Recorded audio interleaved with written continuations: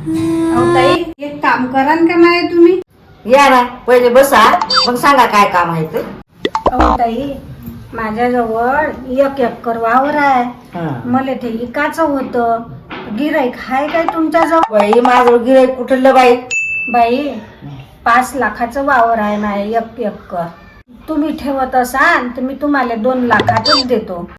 असं कोणतं काम पडलं हो बाई तुम्हाला 2 लाखाचं? बाई माया पोराचं लग्न जुळलं, काही पैसे जुळवले म्या, पण अजून कमी पडतात. मला 2 लाखाची गरज होती, म्हणून म्हटलं 1 एकर वावर आहे तर ती विकून टाकतो आणि पोराचं लग्न करतो.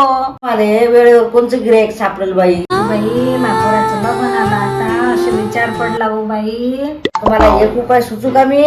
सांगा ना बाई.